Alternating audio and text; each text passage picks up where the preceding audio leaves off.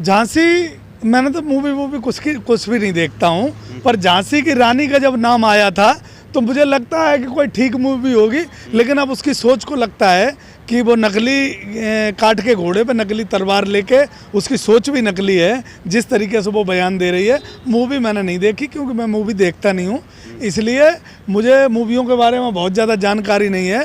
लेकिन उसका एक बयान ज़रूर देखा है, वो ये कह रही है कि जब हम फिल्मों में जाते हैं और फिल्म हमें मिलती है तो वो फिल्म हमें वहाँ के डायरेक्टर को या हीरो को संतुष्ट करके मिलती है, उनको हमें कहीं ना कहीं संतुष्ट करना पड़ता है। पर तो सोशल मीडिया पे कहा जा रहा है पद्मश्री भी ऐसे ही मिला है। हाँ, तो मुझे लगता है कि वो कहीं ना कहीं पद्मश्री भी उसे ऐसे ही मिला है, उनने प्रधानमंत्री जी को कहीं ना कहीं संतुष्ट किया है, क्योंकि वो ज्ञान उसका पद्मश्री लायक नहीं है। वो अनभिज्ञ औरत है और उस औरत ने कई देश में घर बिगाड़े हैं, कई अभिनेताओं के और फिल्म के जो कलाकार हैं उनके घर बिगाड़े हैं। तो वो औरत इस लायक नहीं है, उसे कैसे मिल गया ये प्रधानमंत्री जी बता सकते हैं बढ़िया तरीके से कि क्या उसके साथ डील हुई, कैसे मैनेज की गई। क्योंकि दुख इस बात का है कि इस देश के अंदर जो हमारे शहीद हुए क्रांतिकारी लोग थे, असफुल्ला खान, भगत सिंह और जो हमारे राजगुरु जैसे और महात्मा गांधी जैसे योद्धा थे,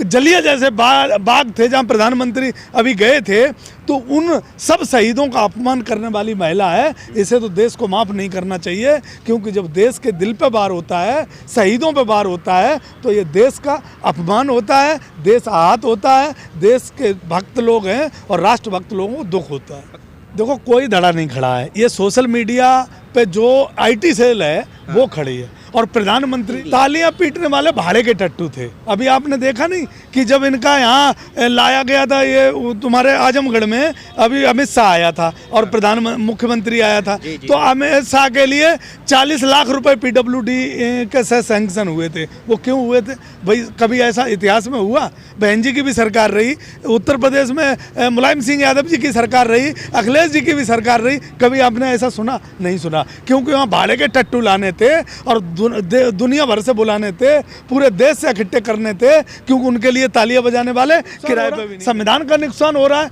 देश की जनता का नुकसान हो रहा है, देश सब उन्हें देश से लेना देना क्या, हमारा नुकसान हो रहा। कानून बनी, काला समझाने के लिए हमारा संयुक्त मोर्चा तैयार है, लेकिन वो नहीं मानते, वो मानते ही नहीं कि इसमें काला है कुछ। क्यों?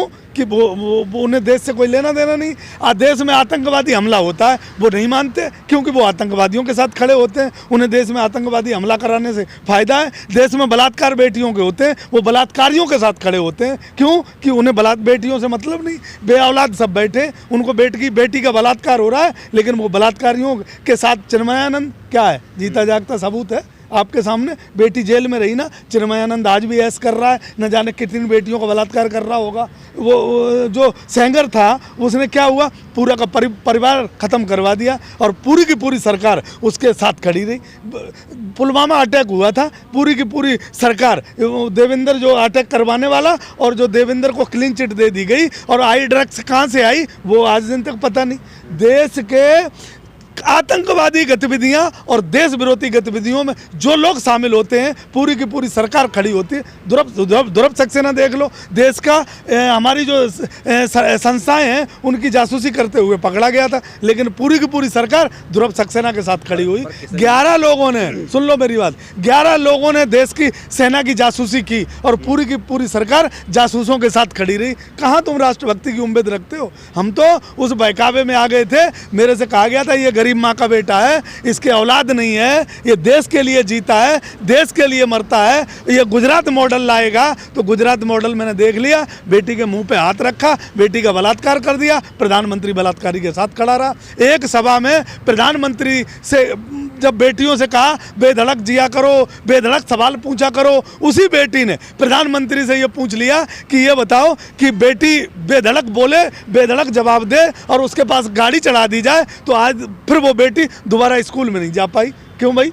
प्रधानमंत्री तो हमारा गरीब माँ का बेटा है, राष्ट्रभक्त है, लेकिन ये गलत दिशा में हमारा देश जा रहा है। ये गोलकर सावरकर के लोग ये देश में जो आज़ादी हमारे संविधान और बाबा साहब भीमराव अंबेडकर का दिया हुआ संविधान, वो संविधान खत्म करने की कगार पे है। लेकिन अब देश की जनता और देश का नागरिक, देश का किसान, देश का मजदूर, देश का व्यापारी अच्छी तरीके से भांप गया है कि हमें हिंदू मुसलमान का टारगेट करके हमला संविधान पे है, पाकिस्तान में बहका के हमला संविधान पे है, समर्थन कर रहे। हाँ। अरे तुम एक बात बताओ मुझे, तुम यहाँ अभी पाकिस्तान के नारे लगाने लग जाओ, उन्हीं के लोग खड़े हो जाएंगे तुम्हारे साथ और ये कहेंगे कि मुसलमान नारे लगा रहा है। अखिलेश जी की सभा हो रही, अखिलेश जी की सभा में पाकिस्तान के नारे लग रहे और जब पकड़ा गया तो मुंह में दही जम गया, किसी मीडिया ने नहीं दिखाया। कहाँ गया भाई देश में अगर वहाँ जम्मू कश्मीर में नारे लग रहे, अमित शाह वहाँ जाता है और वहाँ फिर जो है पाकिस्तान जीतता है तो पटाखे चलते हैं। भाई अमित शाह के जाने पर क्यों चलते हैं?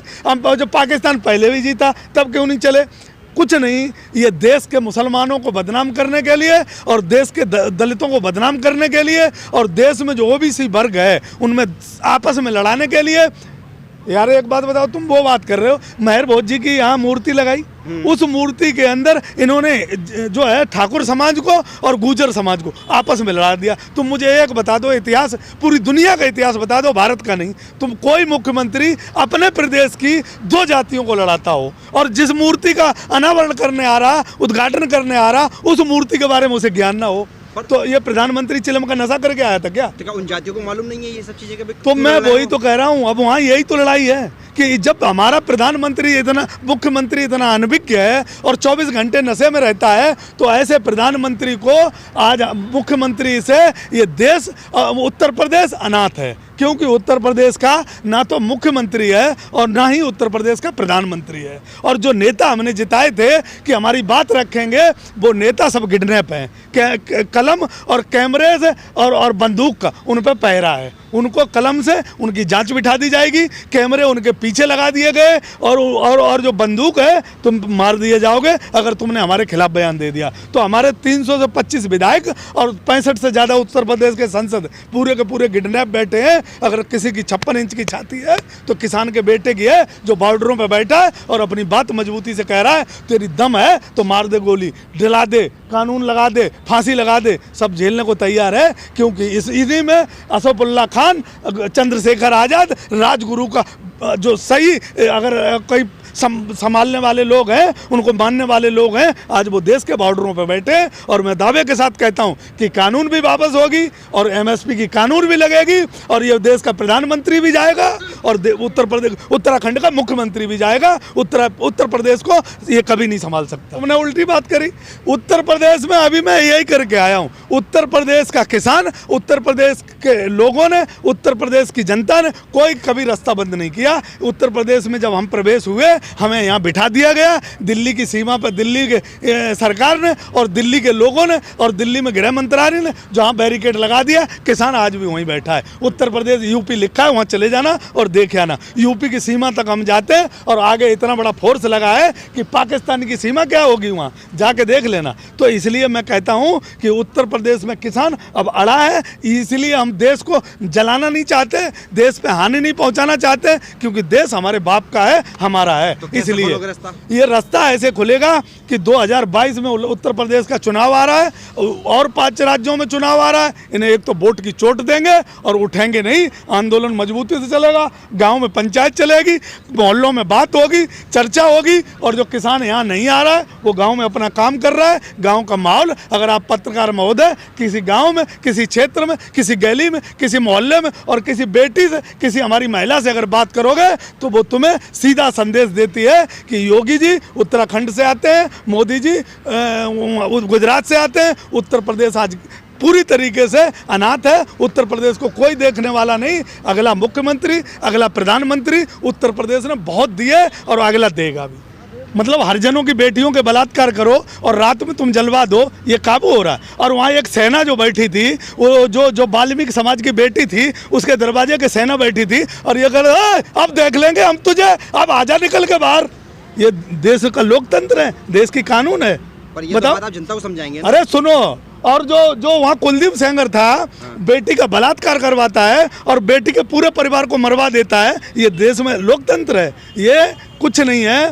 ये सरकार, मैं फिर आपसे कहता हूँ कि ये बलात्कारियों की सरकार है, ये चिन्मयानंद और कुलदीप सेंगर जैसे लोगों की सरकार है, और ये आतंकवादी गतिविधियों की सरकार है। ये उन्हीं के साथ खड़े होते हैं जो देश विरोधी गतिविधियों में लोग शामिल होते हैं। ये देश के लोगों के साथ, किसान के साथ, देश के छोटे व्यापारी। मुझे एक बता दो, तुम बात कर रहे हो, मुझे ये बता दो कि जब कानपुर में एक बेटी के भाई का, यानी कहो कि एक लड़के का, नौजवान का अपहरण हुआ, इतिहास मुझे बता देना हिंदुस्तान का, ये तुम अपहरण हुआ, पूरी पुलिस उसे पहले तो मकान बिकवाती है 35 लाख रुपए, जो किडनैपर है उनको दिलवा देती है, और उसके बाद उस भाई को भी मरवा देती है। इतिहास मुझे बता दो हिंदुस्तान का। अगर हिंदुस्तान का मुख्यमंत्री होता, उत्तर प्रदेश का मुख्यमंत्री होता, उत्तर प्रदेश का अगर प्रधानमंत्री होता तो सब कुछ कर देता, लेकिन ऐसे नहीं होने देता। उत्तर प्रदेश में हुआ है, बेटी का एक भाई, उसको पकड़ा गया, फिर उसको मारा गया, उसका मकान बिकवाया गया, और 35 लाख रुपए कौन ले गया है? पुलिस ने ले लिए या